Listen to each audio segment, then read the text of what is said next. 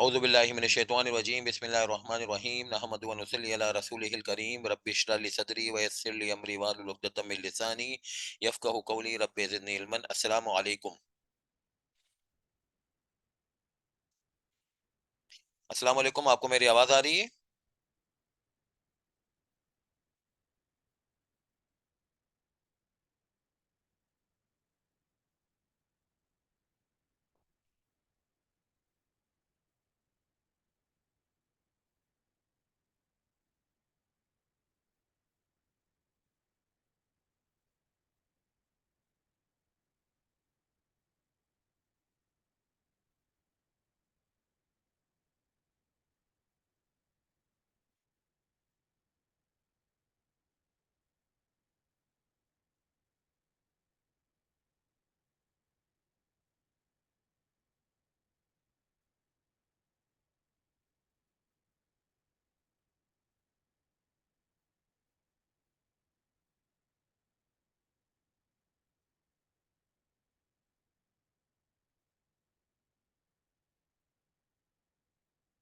अच्छा जी, हमने पिछली क्लास में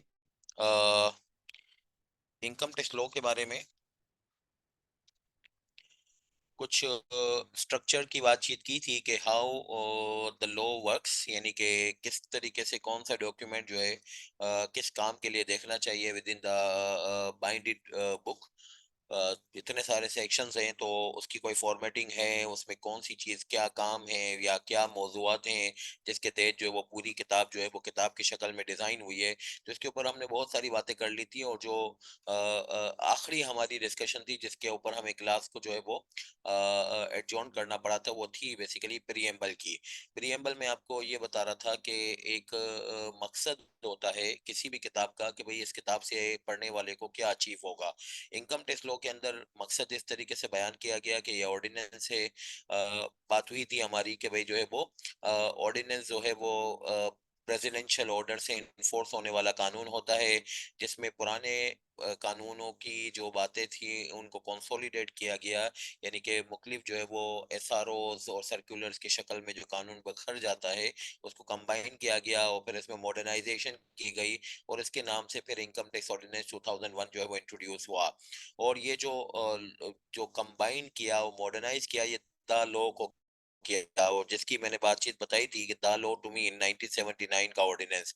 और फिर जो है वो इसका मेन मकसद तो ये है कि इसके अंदर इनकम की टैक्सेशन की जाए, मगर इसके साथ साथ जो है वो इसके अंदर जो है वो एंसिलरी और कनेक्टेड मैटर्स भी हैं, जिसके अंदर जो है वो मैंने आपसे ये बात करनी है कि इसके अंदर रिटर्न फाइलिंग की भी बातचीत आपको मिलेगी, इसके अंदर असेसमेंट एंड ऑडिट की भी बातचीत मिलेगी, और रिकवरीज और पेनल्टी की भी बातचीत मिलेगी, अपील्स की बातचीत मिलेगी, और एडमिनिस्ट्रेशन के कौन सा काम कौन सा अफसर करेगा इसके बारे में बातचीत मिलेगी। Ideally it is document to collect the revenue, but revenue जो है वो इकट्ठा करने के लिए नॉन रेवेन्यू प्रोसीजर्स भी जो है वो डिफाइन करने ज़रूरी थे।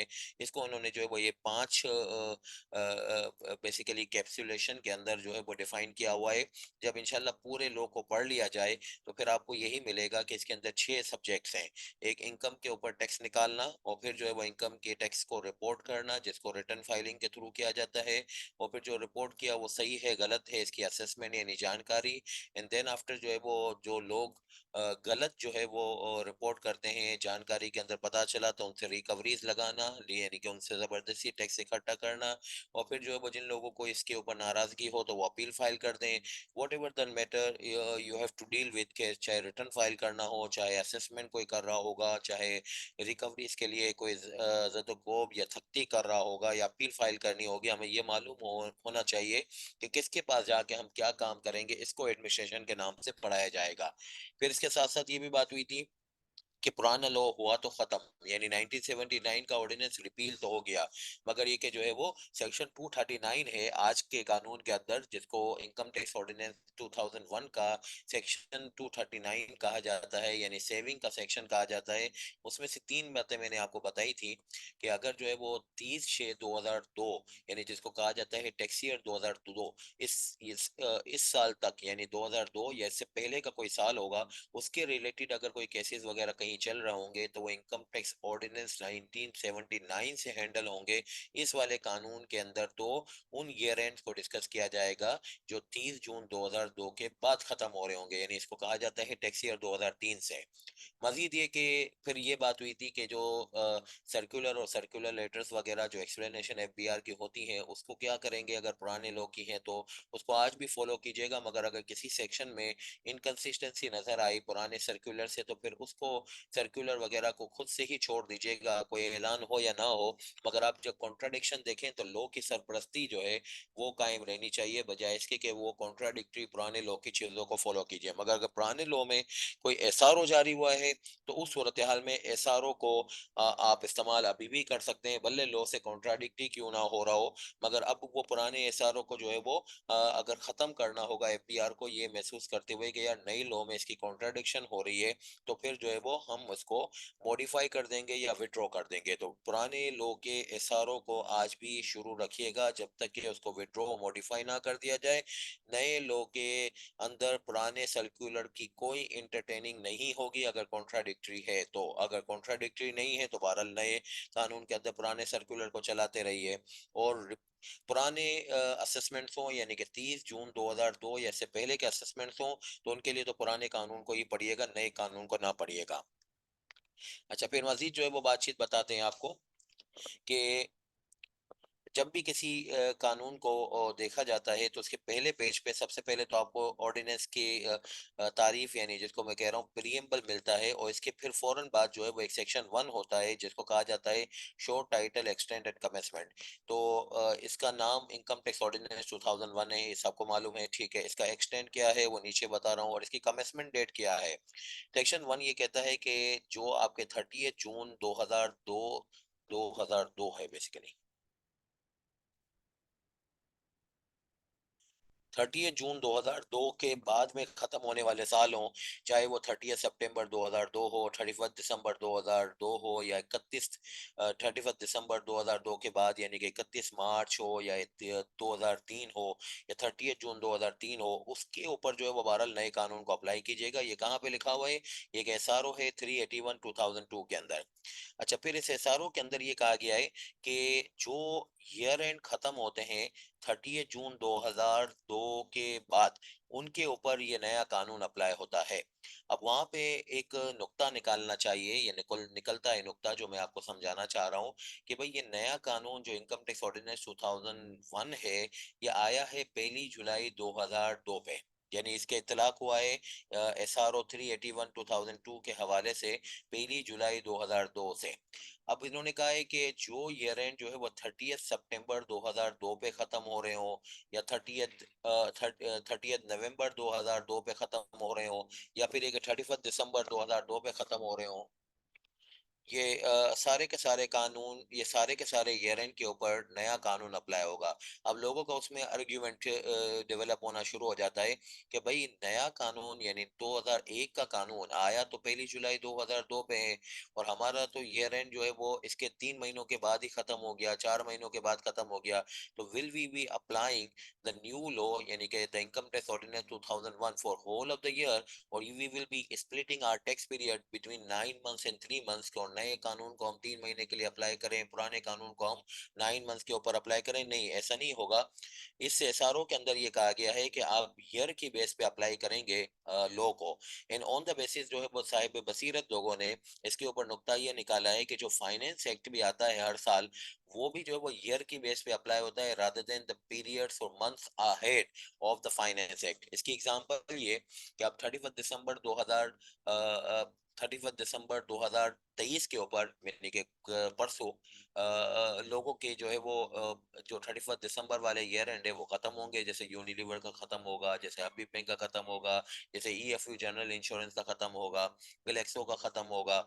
तो अब ये लोग जो है वो कहेंगे कि हम फाइनेंस एक्ट 2023 जो बजट है फाइनेंस एक्ट 2023, ये हम जो है वो फॉलो 6 महीने के लिए करेंगे, 6 महीने के शुरू के जो है हमारे उसके लिए हम पुराना फाइनेंस एक्ट फॉलो करेंगे। नहीं नहीं नहीं, ऐसा नहीं होगा।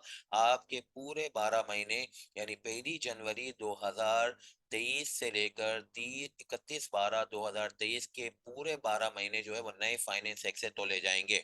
ये SRO 381/2002 जो हमें ऑर्डिनेंस को अप्लाई करने का नुस्खा बता रहा है, वहीं से साहिब बसीरत लोगों ने, इंक्लूडिंग अपीलेट अथॉरिटीज ने, ये पॉइंट ऑफ व्यू डेवलप किया हुआ है कि लॉ की प्रोविजंस और इसकी अमेंडमेंट्स के प्रोविजंस और फाइनेंस एक्ट और बजट की प्रोविजंस ये ईयर की बेस पे अप्लाई होनी चाहिए, रादर देन कि आप मंथ्स में जो है वो ईयर को स्प्लिट करना शुरू कर दें।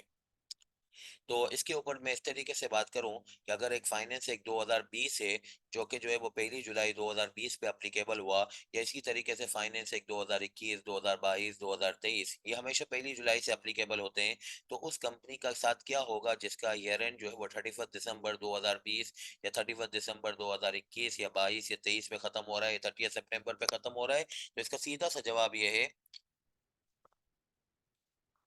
Year is the basis to apply the law and amendment of the law.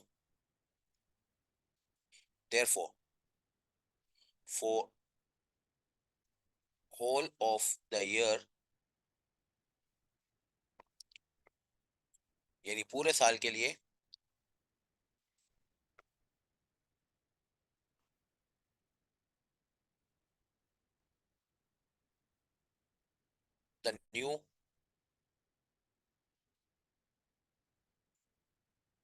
the new law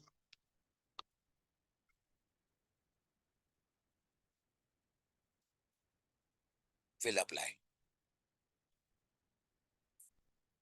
This is a very important point from practical point of view and as well as उन scenarios के अंदर जहाँ पे जो है वो बहुत बड़ी बड़ी चेंजेस आ जाती हैं, जैसे लास्ट फाइनेंस एक्ट में सुपर टैक्स के बारे में चेंजेस आई हैं, विंडफॉल टैक्स के बारे में जो है वो डिस्कशन आई है, और बेनिफिशियल ओनर्स की जो है वो डिटेल को सबमिट करने से मुतालिक बातचीत आई है। तो इन सारी चीजों के ऊपर फिर बहस छिड़ जाती है कि भाई ये तो अब आई है और हम तो साल शुरू कर चुके हैं फ्रॉम द प्रीवियस लॉ, तो फिर क्या होगा। तो भाई अब लॉ में चेंज आई है, इसके बाद अगर आपका ईयर एंड खत्म हो रहा है तो पूरे साल के लिए आपको फिर नया लॉ ही अप्लाई करना पड़ेगा। अच्छा, ये तो हो गई हमारी कमेंसमेंट की बात। अब जो है वो हम आ रहे हैं अपनी अगली बात के ऊपर, जो कि बेसिकली एक्सटेंट है। ये जो कानून आपको पढ़ाया जा रहा है इसकी इतलाक कहाँ तक होता है। इसका जो है वो पूरे पाकिस्तान में इतलाक होगा, मगर एक बहरहाल ये बात तो बिल्कुल अंडरस्टूड है कि पूरे पाकिस्तान में अप्लाई होगा। बट जो लॉ के स्टूडेंट्स हैं वो इसको भी जानने की कोशिश करते हैं कि भाई लॉ के अंदर जो है वो क्या कुछ पाकिस्तान के तौर पे जो है वो कंसीडर होगा। यानी किसी भी लॉ में जब ये लिखा होता है तो पाकिस्तान, तो पाकिस्तान की डेफिनेशन क्या है। तो पाकिस्तान की डेफिनेशन में आजाद जम्मू एंड कश्मीर और इसके अलावा GB, GB stands for Gilgit Baltistan, are not part of Pakistan under the constitution. Pakistan के कॉन्स्टिट्यूशन के अंदर ये लिखा हुआ है कि आज़ाद जम्मू एंड कश्मीर और गिलगित बल्तिस्तान जो है वो पाकिस्तान का पार्ट नहीं है। ये पाकिस्तान के सरहदी हुदूद के अंदर तो ये दोनों इलाके आते हैं, मगर ये कि जो है वो पाकिस्तान के अंदर कोई भी लॉ हो, चाहे वो इनकम टैक्स का लॉ, सेल टैक्स का लॉ, कोई कस्टम्स का लॉ, वो उनके ऊपर अप्लाई नहीं होना चाहिए। कॉन्स्टिट्यूशन की जो है वो प्रोटेक्शन है। अच्छा, अर्स्टवाइल, अर्स्टवाइल का मतलब है फॉर्मरली। पहले जो है वो हमारे मुल्क में ये दो इलाके जिसका नाम फाटा और पाटा होता था, जिसको ट्राइबल एरियाज कहा जाता था, फेडरली एडमिनिस्ट्रेड ट्राइबल एरियाज और प्रोविंशियली एडमिनिस्ट्रेड ट्राइबल एरियाज, ये जो है वो भी पाकिस्तान का पार्ट नहीं होते थे, मगर अब ये पाकिस्तान का पार्ट बन चुके हैं। तो ये कहानी पुरानी हो गई कि इनके ऊपर भी लॉ अप्लाई नहीं होगा, अब ये पाकिस्तान का पार्ट बन चुके हैं। और ये पाकिस्तान का पार्ट कैसे बने, कॉन्स्टिट्यूशन में एक अमेंडमेंट हुई है जिसको कहते हैं 25th amendment of the constitution, और ये 28 मई 2018 से हमारे मुल्क के अंदर, यानी कि आप ये समझ लीजिए कि 2018 के साल के अंदर ये वाकया नमू पजीर हुआ कि फाटा और पाटा का कॉन्सेप्ट खत्म हो गया। They are now part of the Balochistan and Khyber Pakhtunkhwa. मगर ये कि बहरहाल अभी भी हम पाकिस्तान का जो लॉ में पढ़ा रहा हूँ, यानी इनकम टैक्स लॉ, और इसी तरीके से इंशाल्लाह आपको सेल टैक्स लॉ में भी पढ़ाऊंगा और फेडरल एक्साइज में भी पढ़ाऊंगा, कि ये जो आपके सिलेबस वाले लॉ हैं ये फाटा और पाटा के ऊपर आज भी अप्लाई नहीं हो सकेंगे। इसलिए अप्लाई नहीं हो सकेंगे कि ऑल्दो ये पार्ट ऑफ पाकिस्तान तो हो गए, मगर ये कि जो है वो एक क्लॉज नंबर 145 ए पार्ट 1 सेकंड स्केड्यूल है। मैंने पहले भी आपसे पिछली क्लास में भी अर्ज किया था, जब ऑर्डिनेंस की फॉर्मेटिंग में आपसे डिस्कस कर रहा था, कि जब भी आपकी ये बातचीत आई कि पार्ट 1 सेकंड स्केड्यूल, तो पार्ट 1 सेकंड स्केड्यूल तो कंपाइलेशन है एग्जाम्शन की, तो कोई एग्जाम्शन की बात हो रही है, तो फाटा और पाटा के अंदर जो है वो आज हम इस वजह से कोई इनकम टैक्स लॉ का प्रोविजन अप्लाई नहीं कर सकते कि वहां पे एग्जाम्शन है। एग्जाम्शन कैसे आ गई है? एग्जाम्शन ऐसे आ गई है कि क्लॉज 45 ए पार्ट 1 सेकंड स्केड्यूल में डाला गया है। तो ये बात तो कंफर्म हो गई कि ये पार्ट ऑफ पाकिस्तान है, पाकिस्तान का लॉ अप्लाई होना चाहिए, और अप्लाई होने की शिद्दत इतनी ज्यादा जो है वो थी, यानी वहां पे रेजिस्टेंस इतनी आ रही थी कि मजबूरन हमें एग्जाम्शन देनी पड़ी है। और इसको इस तरीके से बयान किया गया कि any income which is not chargeable tax prior to the commencement of the 25th amendment act 2018 of any individual domiciled, जो भी बंदा वहां पे रहता है या कोई कंपनी या पार्टनरशिप जो है वो वहां पे ट्राइबल एरिया से जो है वो बिलोंग करती है, यानी उनकी फॉर्मेशन वहां पे हुई है, तो वो भले खैबर पख्तूनख्वा और बलूचिस्तान का हिस्सा हो गए हैं, ये दोनों इलाके ट्राइबल एरिया, मगर आज भी उनके ऊपर हम एग्जामिशन की वजह से ना उनके रिटर्न को इन्फोर्स कर रहे हैं, ना उनकी टैक्सेबिलिटी को जो है वो टैक्स कर रहे हैं। इसी तरीके से हमें ये भी मना किया गया है कि जब हम उनको जो है वो कोई पेमेंट करेंगे, यानी कि आज़ाद जम्मू अगर जो है वो कोई फाटा या पाटा का इलाका वाला, यानी कि खैर अब तो ये फाटा वो पाटा नहीं रहे, मगर ये कि पुराने फाटा वो पाटा के इलाके वाले लोग अगर हमें कोई गुड सप्लाई करेंगे, कोई सर्विसेज रेंडर करेंगे, तो हम उनके ऊपर विथहोल्डिंग टैक्स भी अप्लाई नहीं करेंगे। इसी तरीके से फाटा वो पाटा के जो पुराने इलाके थे, जो खैबर पख्तूनख्वा के इलाके हो गए, उनको इलेक्ट्रिसिटी सेल होती है, तो इलेक्ट्रिसिटी के ऊपर भी विथहोल्डिंग टैक्स लगता है। इलेक्ट्रिसिटी कंपनी विथहोल्डिंग नहीं लगाती, इसलिए नहीं लगाती कि फाटा और बाटा के ऊपर टैक्सीबिलिटी भी माफ है। और इसके अलावा 109 ए पार्ट 4 सेकंड स्केड्यूल के अंदर ये कहा गया है कि विथहोल्डिंग का भी वहां पे इतलाक नहीं होगा। पार्ट 4 सेकंड स्केड्यूल, मैंने आपसे ये अर्ज की थी कि सेकंड स्केड्यूल के पार्ट 4 में एक्सेप्शंस होते हैं किसी लॉ की एप्लीकेबिलिटी के लिए, यानी कि इनकम टैक्स लॉ का कोई पर्टिकुलर प्रोविजन किसी जगह पे अप्लाई नहीं करना होगा, तो उस पार्ट 4 को जो है वो इस्तेमाल किया जाता है। तो पार्ट 4 सेकंड स्केड्यूल में 109 ए, और इत्तेफाक से 109 ए में जो बात लिखी हुई है, बिल्कुल सेम डिट्टो कॉपी जो है ये 110 क्लॉज में भी लिखी हुई है कि विथहोल्डिंग टैक्स के जितने भी प्रोविजन है लॉ में, वो सारे के सारे फ्रीज हैं for dealing with those who are domiciled and formed in Phata and पाटा। वो फाटा और पाटा जो पहले फाटा और पाटा थे, और amendment 25th amendment in the constitution के थ्रू वो खैबर पख्तूनख्वा और बलूचिस्तान का हिस्सा बन गए। अच्छा, अब ये जो एग्जाम्शन है, यानी कि जो है वो टैक्सीबिलिटी नहीं है और नतीजतन जो है वो विथहोल्डिंग टैक्स नहीं लगेगा, ये खत्म हो रही थी 30 जून 2023 पे, और ये 5 साल के लिए दी गई थी 2018 से 2023 तक। मगर फिर इसके बाद जो है वो अगेन इसके ऊपर जो है वो इतनी इस दफा बजट के वक्त जो है वो रेजिस्टेंस आई कि मजबूरन जो है वो पीडीएम की गवर्नमेंट को ये एग्जेम्पशन और ये जो नॉन अप्लीकेबिलिटी ऑफ विथहोल्डिंग टैक्सेस है, इसको एक्सटेंड करना पड़ा है। और ये कब तक एक्सटेंड हो गए हैं? ये 30 जून 2024 तक एक्सटेंड हो गए हैं।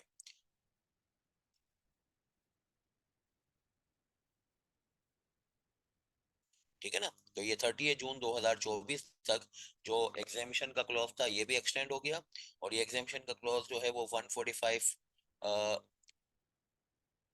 पार्ट 1 सेकंड स्केड्यूल, 145 ए पार्ट 1 सेकंड स्केड्यूल के तहत हो गया।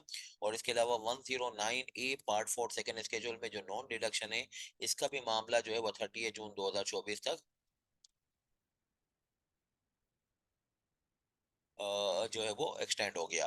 तो बहरहाल विथ होल्डिंग टैक्स से भी बरी उजिमा 30 जून 2024 तक, और जो है वो कोई आपका विथ होल्डिंग टैक्स नहीं काटेगा। मोर ओवर कोई आपके ऊपर जो है वो टैक्सेबिलिटी भी इम्पोज नहीं करेगा। अच्छा, अब मैं आपको मजीद जो है वो बात आगे ले जाने से पहले एक छोटी सी इलस्ट्रेशन कराना चाहूंगा।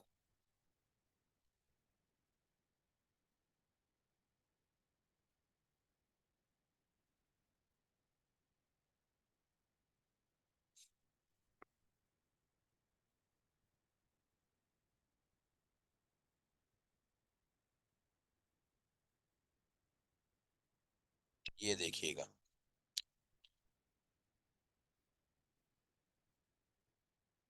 अब मैं इसके ऊपर जो है वो थोड़ी सी बात आपसे ये करूं कि आज के दिन अगर हम आज़ाद जम्मू एंड कश्मीर और गिलगित बल्तिस्तान के ऊपर एग्जाम में कमेंट करना चाहें कि इसमें इनकम टैक्स लॉ किस तरीके से अप्लाई होता है तो इसको ऐसे लिखना चाहिए कि आज़ाद जम्मू एंड कश्मीर और गिलगित बल्तिस्तान जो है वो पाकिस्तान में कॉन्स्टिट्यूशन की रूह से पाकिस्तान का हिस्सा नहीं माने जाते, तो नतीजतन पाकिस्तान में अप्लाई होने वाला कानून इन इलाकों में कैसे अप्लाई होगा। ये इंडिपेंडेंट ज्यूरिडिक्शंस हैं और इसके ऊपर इनकम टैक्स लॉ अप्लाई नहीं होता। आज़ाद जम्मू एंड कश्मीर काउंसिल है या जीबी काउंसिल है, आज़ाद जम्मू एंड कश्मीर अपना रेवेन्यू खुद जो है वो अर्न करता है, वो पाकिस्तान से रेवेन्यू नहीं लेता। गिलगित बल्तिस्तान भी अपना रेवेन्यू खुद अर्न करता है। इन्होंने हमारे इनकम टैक्स ऑर्डिनेंस को एडॉप्ट किया हुआ है, अपनी अपनी असेंबलीज के अंदर हमारे इनकम टैक्स लॉ को गोद ले लिया है और एडॉप्ट कर लिया है। और वहां पे ये इनकम टैक्स ऑर्डिनेंस अप्लाई होता हुआ हमें नजर तो आ रहा है, मगर वो हम इन्फोर्स करके नहीं बैठे हुए, यानी पाकिस्तानी गवर्नमेंट ने या फिर एक ये जो है वो मौजूदा पीडीएम की जो पिछली गवर्नमेंट थी या फिर मौजूदा निगरान गवर्नमेंट है या इससे पहले तहरीक इंसाफ की गवर्नमेंट थी, उन्होंने वहां पे इम्पोज नहीं किया आजाद जम्मू एंड कश्मीर और गिलगित बल्तिस्तान में इनकम टैक्स ऑर्डिनेंस, उन्होंने वॉलंटरीली खुद एडॉप्ट कर लिया है। So, but keeping in view of their status as not being part of Pakistan, the tax paid or deducted in these territories will be accounted for as foreign income tax and thus will be entitled for the claim of foreign tax credit in Pakistan under Income Tax Ordinance 2001। देखिए, पिछली class में मैंने आपको बताया था tax credit एक ऐसी चीज होती है जिसमें आपकी टैक्स की लाइबिलिटी कम हो जाती है। तो आजाद जम्मू एंड कश्मीर में जो इनकम टैक्स ऑर्डिनेंस 2001 है वो वॉलंटरीली एडॉप्ट हुआ है।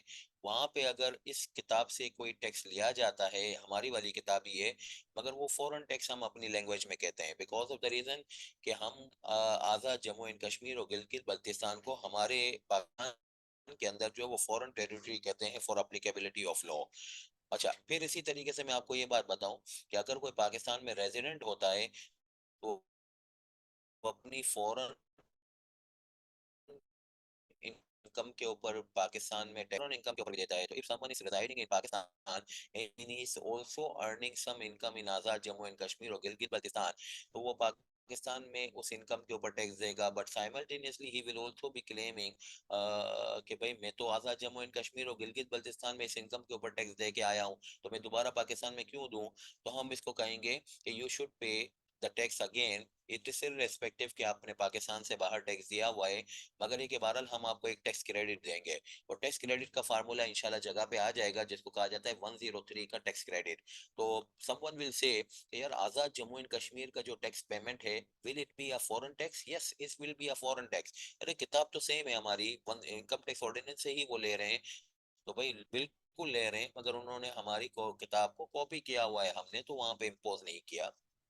अच्छा, फिर इसके अलावा मजीद मैं आपसे ये बात करूं कि एक क्लॉज नंबर 46 डबल ए है पार्ट 4 सेकेंड स्केड्यूल का। इसके अंदर ये लिखा हुआ है कि अगर आप जो है वो कोई सप्लाई ऑफ गुड्स और रेंडरिंग ऑफ सर्विस और एग्जीक्यूशन ऑफ कॉन्ट्रैक्ट जो है वो का सेक्शन अप्लाई करते हैं 153 में, और आपकी पेमेंट जो है वो हो रही है आज़ाद जम्मू एंड कश्मीर पे किसी कॉन्ट्रैक्टर को, तो आप जो है वो उसके ऊपर विथहोल्डिंग टैक्स ना काटिएगा।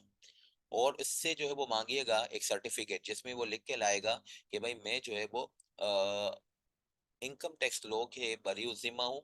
वो अपनी टैक्स अथॉरिटी से एक जो है वो सर्टिफिकेट ला के देगा कि मैं आज़ाद जम्मू एंड कश्मीर का वासी हूँ, मैं आपका कॉन्ट्रैक्ट अंडरटेक कर रहा हूँ आज़ाद जम्मू एंड कश्मीर में, आप पाकिस्तानी लॉ के तहत मेरा टैक्स ना काटिएगा। ये 46 डबल ए में जो है वो लिखा हुआ है। अच्छा, अब यहाँ पे मैं आपको जो है एक छोटा सा इलस्ट्रेशन कराना चाहता हूँ जिसमें मैं आपको ये बताना चाहता हूँ कि अगर जो है वो आप आज़ाद जम्मू एंड कश्मीर के लोग से डील करें या फिर गिलगित बल्तिस्तान और जो है वो एजेके के लोगों के साथ डील करें, या फिर है कि आप जो है वो फाटा पाटा के लोगों के साथ जो है वो डील करें, तो कैसे जो है वो हैंडल करेंगे। गिलगित बल्तिस्तान के लोग हों, आज़ाद जम्मू एंड कश्मीर के लोग हों, या फिर एक फाटा व पाटा के साथ डील करना हो, तो किस तरीके से हैंडल करेंगे। ये 46 डबल ए, फिर इसके अलावा जो है वो अभी 109 ए पढ़ाया जिसके तहत जो है वो फाटा व पाटा की नॉन अप्लीकेबिलिटी बातचीत हुई थी, इसको हैंडल कैसे करेंगे, जरा इसको एक ही सवाल के अंदर देखते हैं। जिंदगी ट्रस्ट है शहजाद रॉय का, इसने ये काम किया हुआ है कि चेन ऑफ स्कूल चलाते हैं फातिमा जिन्ना स्कूल्स के नाम से। नॉर्दर्न एरियाज वगैरह में इनका ज्यादा काम है, आगा खानी कम्युनिटी के जहाँ पे जो है वो इलाके होते हैं वहाँ पे इनकी काफी स्कूल्स होती हैं। तो जिंदगी ट्रस्ट जो है वो शहजाद रोई की बेसिकली एक ट्रस्ट है, एनजीओ है, उसके अंदर फातिमा जिन्ना स्कूल्स के नाम से स्कूलें बनती हैं, चलती हैं। अगर उसने स्कूल जो है वो फाटा और पाटा के अंदर बनाई, आजाद जम्मू एंड कश्मीर के अंदर बनाई, गिलगित बल्तिस्तान के अंदर बनाई, और वहां पे उसने वो रिलेवेंट कॉन्ट्रैक्टर्स को हायर किया, तो क्या ये विथहोल्डिंग टैक्स उसका डिडक्ट करेंगे जब कॉन्ट्रैक्टर को पेमेंट करेंगे? कॉन्ट्रैक्टर की पेमेंट के ऊपर विथहोल्डिंग टैक्स कटता है 153 के तहत। तो 153 के तहत क्या विथहोल्डिंग टैक्स काटेंगे नहीं काटेंगे, उसके ऊपर मैं सवाल आपको करवा रहा हूँ। विथहोल्डिंग टैक्स जो है वो डिडक्ट नहीं होगा 153 के तहत जब आप कॉन्ट्रैक्टर को पेमेंट कर रहे हैं, फाटा और पाटा के कॉन्ट्रैक्टर को। और रीजन इसका ये होगा कि अभी अभी आप क्लॉज नंबर 109A या 110 पढ़ के आ रहे हैं, जिसमें ये लिखा हुआ है कि विथहोल्डिंग टैक्स नहीं कटना चाहिए। इसका फुटनोट भी जरा देख लीजिएगा।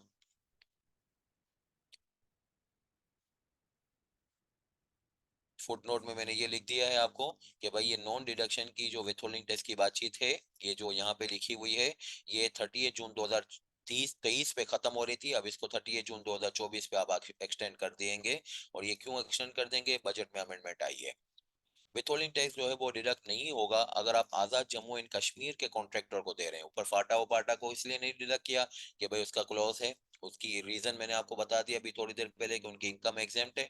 आजाद जम्मू एंड कश्मीर का जो कॉन्ट्रैक्टर होगा उसके ऊपर इस वजह से डिडक्ट नहीं करेंगे कि क्लॉज 46AA अभी मैंने आपको बताया कि वहां का जो है वो कॉन्ट्रैक्टर जो है वो आजाद जम्मू एंड कश्मीर की टैक्स अथॉरिटीज के सर्टिफिकेट आपको देगा कि मैं तो पाकिस्तान का हिस्सा ही नहीं हूँ, आप मेरा टैक्स क्यों काट रहे हैं पाकिस्तानी लॉ के तहत।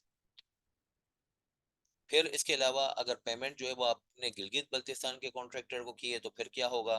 गिलगित बल्तिस्तान के कॉन्ट्रैक्टर के केस में आपको कहीं पे भी नजर नहीं आया, यानी 46AA में भी कुछ नहीं लिखा हुआ, 109A में भी नहीं लिखा हुआ, तो फिर क्या होगा? तो गिलगित बल्तिस्तान का जो कॉन्ट्रैक्टर होगा उसको आप कहेंगे कि ये नॉन रेजिडेंट कॉन्ट्रैक्टर है।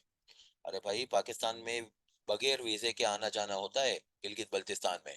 वही भाई, ठीक है, बिल्कुल पाकिस्तान का सरहदी हिस्सा है, मगर पाकिस्तान की लॉ की इन्फोर्समेंट के लिए पाकिस्तान की टेरिटरी का पार्ट नहीं है गिलगित बल्तिस्तान। और ये नॉन रेजिडेंट को पेमेंट करते वक्त आप 8% का टैक्स काटेंगे। ये 8% का टैक्स जो है वो काटने की कहाँ पे जो है वो रेट आपको मिलेगी? ये 8% का रेट जो है वो आपको मिलेगा सीरियल नंबर 2 में। आप देखिए कि ये 152 नंबर सेक्शन है, ठीक है, ये 152 नंबर सेक्शन है। और ये रेट जो है, ये 152, और ये रेट जो है पहले 7 होता था, बजट में ये बढ़ के 8 हो गया है। तो ये 8% का टैक्स काटना पड़ेगा गिलगित बल्तिस्तान। तो this is the real picture which I have submitted with you in the form of a question कि when you will be dealing with the FATA PATA people, how you will deal with, when you are dealing with the Azad Jammu and Kashmir people, how you will deal with, and when you are dealing with Gilgit Baltistan, तो उसके बारे में फिर आपको क्या करना चाहिए। फाटा पाटा के बारे में बहुत आसानी है, क्लॉज मौजूद है, ना डिडक्ट कीजिएगा। एजेके के केस में खाली कॉन्ट्रैक्टर के केस में कहा गया है कि ना काटिएगा, बाकी किसी और चीज के बारे में नहीं मिल रहा। और अगर गिलगित बल्तिस्तान में देखें तो उसमें तो कुछ भी नहीं लिखा हुआ, तो नतीजतन वहाँ के कॉन्ट्रैक्टर हो या वहाँ का सप्लायर हो, वो नॉन रेजिडेंट कॉन्ट्रैक्टर और सप्लायर के तौर पे ट्रीट होगा, और अकॉर्डिंगली जो रिलेवेंट प्रोविजंस होंगे विथहोल्डिंग टैक्स वगैरह के लॉ में वो अप्लाई होने शुरू हो जाएंगे। अच्छा, फिर मजीद मैं आपको ये बताऊं कि एक सेक्शन नंबर 146 है आज़ाद जम्मू एंड कश्मीर और गिलगित बल्तिस्तान के पॉइंट ऑफ व्यू को मैं उजागर करना चाह रहा हूँ आपकी स्टडीज के लिए। तो वही सारे प्रोविजंस कंपाइल करके रखे हुए हैं। 146 के अंदर सेक्शन नंबर 146 में लिखा हुआ है कि अगर जो है वो कोई बंदा ऐसा है कि वो आज़ाद जम्मू एंड कश्मीर और गिलगित बल्तिस्तान का टैक्स पेयर है और वो वहां से भाग आए, ठीक है ना, आजाद जम्मू एंड कश्मीर, जैसे पाकिस्तान का कोई बंदा अगर टैक्स चोरी करके भागता है तो दुबई भागता है, सबसे करीब दुबई है। मगर आजाद जम्मू एंड कश्मीर और गिलगित बल्तिस्तान का बंदा अगर भागेगा तो वो फिर शायद पाकिस्तान में आएगा, यानी कराची में आएगा, लाहौर में जाएगा। तो यहाँ पे जब भाग के आता है तो फिर क्या होगा? अंडर दिस सेक्शन यानी 146 में ये लिखा हुआ है कि एक ऐसा बंदा जो कि जो है वो आज़ाद जम्मू एंड कश्मीर और गिलगित बल्तिस्तान में टैक्सेबल है मगर वहां से भागा है, यानी कि वो फेल टू पे टैक्स है, तो उस सूरत हाल में आज़ाद जम्मू एंड कश्मीर की और गिलगित बल्तिस्तान की अथॉरिटीज अगर लाचार हो जाती हैं, उससे टैक्स वसूल नहीं कर सकती हैं और ये देखती हैं कि वो पाकिस्तान में आके छुपा है, यानी कि हमारे वाले मुल्क पाकिस्तान में जो है वो छुपा है, तो वो उसके पास जो है वो आज़ाद जम्मू एंड कश्मीर और गिलगित बल्तिस्तान में कोई प्रॉपर्टी वगैरह भी नहीं है, तो वहाँ का जो डिप्टी कमिश्नर है यानी आज़ाद जम्मू एंड कश्मीर और गिलगित बल्तिस्तान वाला, वो अपनी एक सर्टिफिकेट जो है, जिसका एक पर्टिकुलर प्रिस्क्राइब फॉर्म है, वो रिकवरी का नोटिस होता है कि रेज करेंगे। किसको रेज करेंगे? कमिश्नर को रेज करेंगे। कौन से वाले कमिश्नर को? हमारे पाकिस्तान के कमिश्नर को। और इस सर्टिफिकेट में ये लिखा होगा कि ये बंदा कौन है, इस बंदे की एड्रेस क्या है, इसके कितनी रिकवरी करनी है। और हमारा कमिश्नर जो है इसको डिनाई नहीं करेगा, इसके ऊपर लाजमी तौर पे अमल पैरा करेगा और उससे टैक्स वसूल करेगा, और ये टैक्स वसूल करके जो है वो आज़ाद जम्मू एंड कश्मीर और गिलगित बल्तिस्तान की टैक्स अथॉरिटीज को दिया जाएगा।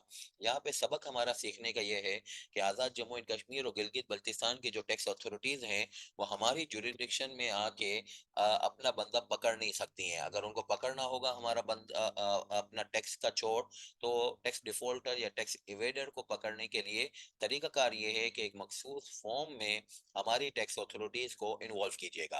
हमारी टैक्स अथॉरिटीज बहरहाल इस बात के ऊपर पाबंद है, डिनाई नहीं कर सकते कि हम आपसे ताउन नहीं करेंगे, मगर एक बहरहाल वो डायरेक्टली आके हमारे यहाँ पे लोगों को पकड़ दकड़ नहीं कर सकते। और मोर ओवर ये बात भी जो है वो इसमें इंश्योर करनी जरूरी है कि अगर वो बंदा जो है, जो कि आज़ाद जम्मू एंड कश्मीर और गिलगित बल्तिस्तान का है, उसके पास अगर वहां पे कोई प्रॉपर्टीज वगैरह हैं, तो उसी से आप रिकवर कर लीजिए, हमारे कमिश्नर को जहमत ना दीजिए। ये चीज हो जाएगी कि भाई डिफॉल्टर भी है और उसके पास जो है वो कोई वहां पे प्रॉपर्टीज वगैरह भी नहीं है, आपके यहाँ पे आके छुपा हुआ है, तो फिर हम आपको जहमत दे रहे हैं।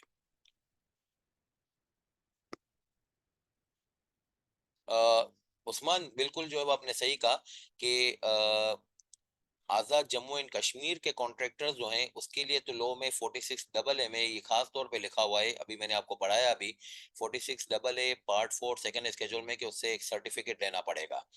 मगर फाटा के बारे में कहीं सर्टिफिकेट का लिखा हुआ नहीं है। और फाटा और पाटा के जो, यानी अब फाटा और पाटा को हम ऐसे बोलते हैं कि पुराने फाटा और पाटा, तो पुराने फाटा और पाटा के जो लोग हैं, उनकी पाकिस्तान में बहुत सारे लोगों के साथ डीलिंग होती है और उनसे कोई सर्टिफिकेट वगैरह मांगा नहीं जाता। वो लोग इस तरीके के हैं कि आपको खुद महसूस हो जाएगा कि उनको बेचारों को सर्टिफिकेट कैसे समझाएंगे।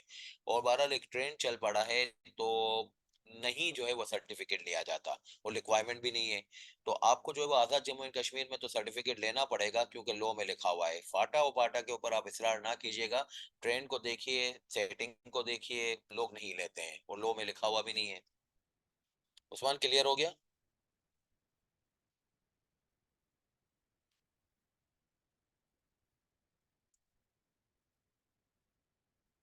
Shall recover the tax referred to in certificate. The certificate of recovery must mention place of residence of person in Pakistan and amount of tax payable by the person along with the details of movable and movable properties. ये certificate जो आएगा prescribe form में, इसमें तीन चीजें जो है वो लिखी हुई होनी चाहिए। नंबर वन, प्लेस; दूसरा, अमाउंट; तीसरा जो है वो डिटेल्स ऑफ प्रॉपर्टीज।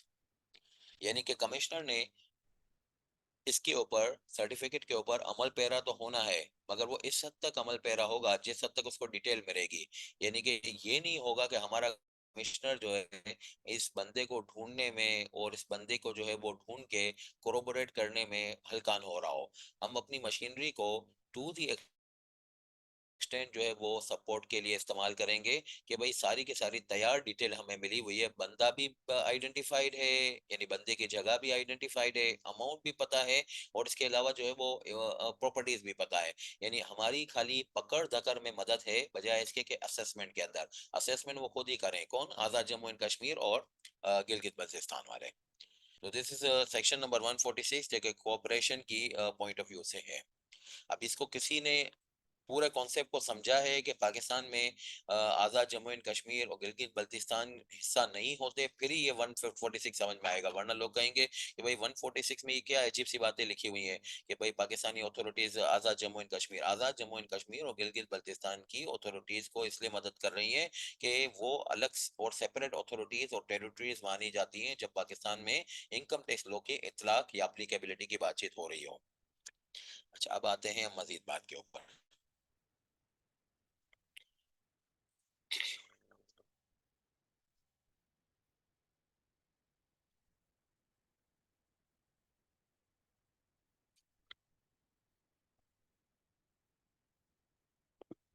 अच्छा, अब मैं मज़ीद आपको बात आगे लेके जा रहा हूँ, और वो मैं लेके आ रहा हूँ आपके लिए डेफिनेशन ऑफ इनकम।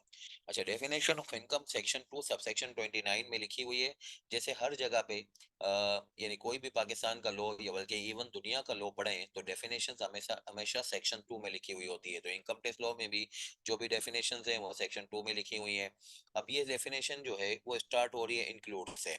वैसे ही आपको मालूम होगा, मगर एक रस्म अदा करने के लिए बता रहा हूँ कि जो डेफिनेशन इंक्लूड से स्टार्ट होती है इसको इंक्लूसिव डेफिनेशन कहा जाता है। इसका मतलब ये होता है कि जो जनरल डिक्शनरी मीनिंग्स हैं डेफिनेशन के वर्ड की वो तो अप्लाई होंगी होंगी।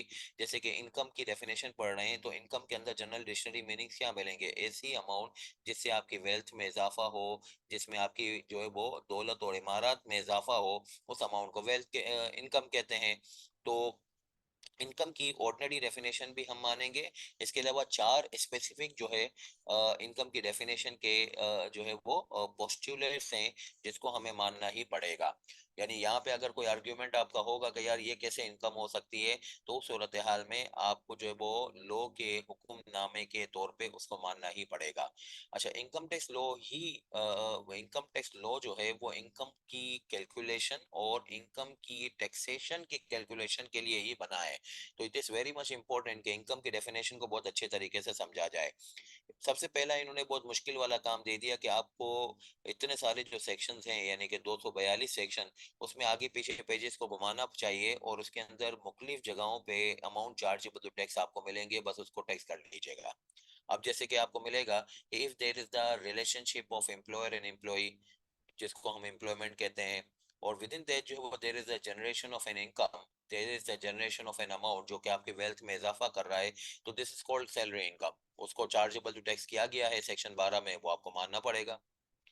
आप कहेंगे मेरी तो फिजिकल एक्सट्रैक्शन है, मेंटल एक्सट्रैक्शन है, उसके ऊपर मैं जो है अर्न कर रहा हूँ, मैं तो जिस्म को हलकान कर रहा हूँ, जिंदगी खत्म कर रहा हूँ, उसके ऊपर टैक्स का आएगा।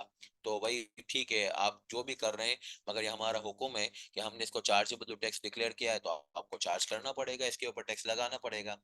अच्छा, जब इस फिलोसफी के ऊपर हम पेजेस को आगे पीछे घुमाते हैं तो आपको मैं ये बताऊं कि आपको हमेशा लॉ की थीम ऐसे नजर आएगी कि जो रेवेन्यू रिसीट्स होती हैं वो हमेशा टैक्सेबल होती हैं। रेवेन्यू रिसीट्स आपको मालूम है जो प्रॉफिट और लॉस अकाउंट में ओरिजिनेट होती हैं।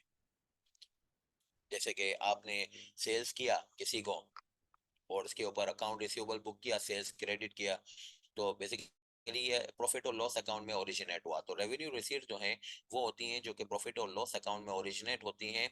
ये हमेशा टैक्सेबल आपको नजर आएंगी अनलेस एंड अनटिल इसकी एग्जाम्पशन आपको ना मिल जाए। एग्जाम्पशन का फॉर्मेट मैंने पिछली क्लास में बताया था, या तो पार्ट 1 सेकंड स्केड्यूल में होगा या फिर एक सेक्शन 41 से 51 के दरमियान होगा।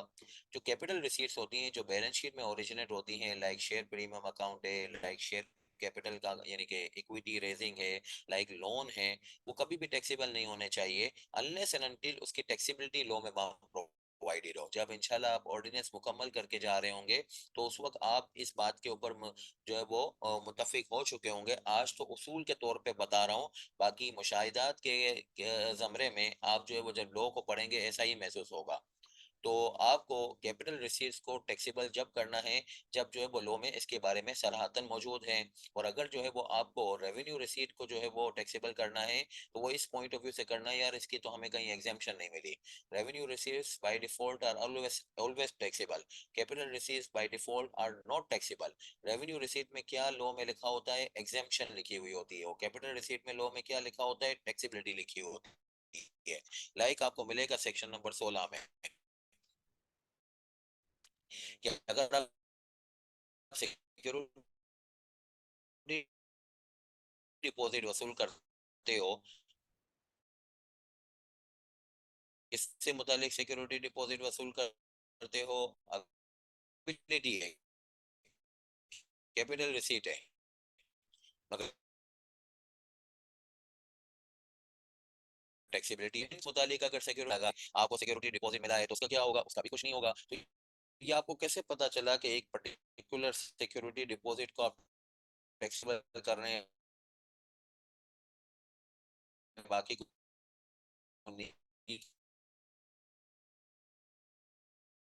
कर रहे, तो भाई बात ये है कि ये कैपिटल रिसीट है, नॉट प्रोवाइडेड फॉर टैक्सेबिलिटी, तो उस सूरत हाल में वो टैक्सेबल नहीं है। तो मीटर रेंट का सिक्योरिटी डिपॉजिट अगर आपको मिला है, मीटर की इंस्टॉलेशन का सिक्योरिटी डिपॉजिट मिला है, और लैंड की रेंटिंग का अगर आपको सिक्योरिटी डिपॉजिट मिला है, तो उसकी टैक्सेबिलिटी नहीं होगी। कैपिटल रिसीट है और टैक्सेबिलिटी लॉ में नहीं लिखी हुई।